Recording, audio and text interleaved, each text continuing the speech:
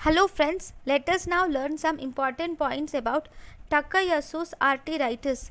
This Takayasu's arteritis is a granulomatous inflammation which is involving the larger and medium sized arteries. Here it principally involves that there is here you will see presence of ocular disturbances, and one important thing is you will see weakening of the pulses. Because there is weakening of the radial pulse is seen in this Takayasu's arteritis, we call it as pulseless disease. This mainly affects the aortic arch and the great vessels, and it will cause severe narrowing of those vessels which it affects. This is seen in in patients older than 50 years of age.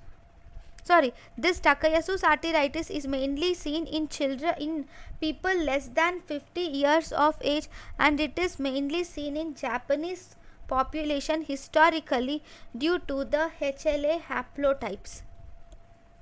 Now, first we will see the morphology. In the morphology, this Takayasu's arteritis mainly involves the aortic arch, and in them almost 1/3 of the patients it affects the aorta and its branches.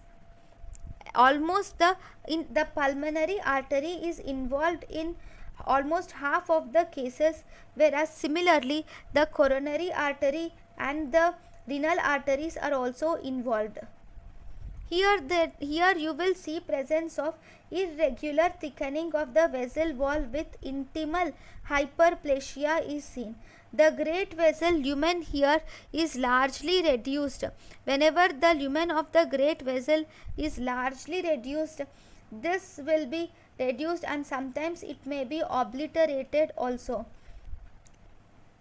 And histologically, this will range from adventitial mononuclear infiltrates with perinuclear cuffing of the vasovasorium. Even here you will see presence of giant cells are seen with necrosis, and you will also see granulomatous inflammation.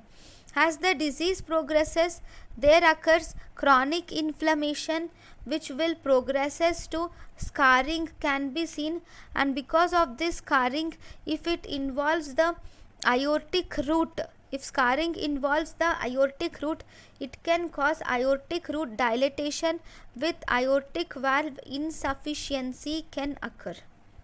Then if you see the clinical features, in the clinical features the patient presents with fatigue, weight loss and fever. This mainly involves, if it involves the carotid artery, then there is weak pulses are seen especially in the carotid artery, and these weak pulses are also seen in the upper extremities, that is in the limbs, especially radial arterial pulse will decrease.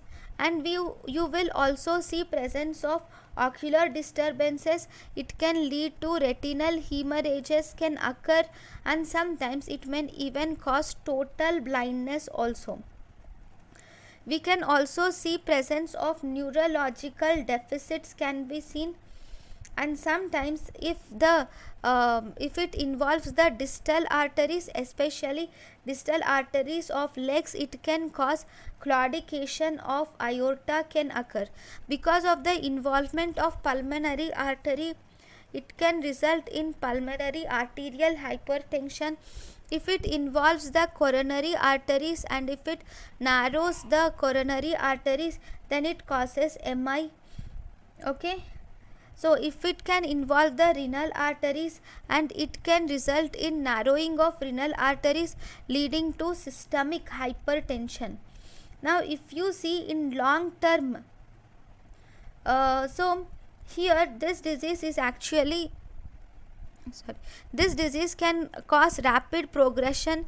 Either it can cause rapid progression in many cases, or it can cause quiescent stage, that is slow progression can occur, that too after 1 to 2 years, permitting in these patients with quiescent stage there is long term survival, right? So this is about the Takayasu's arteritis.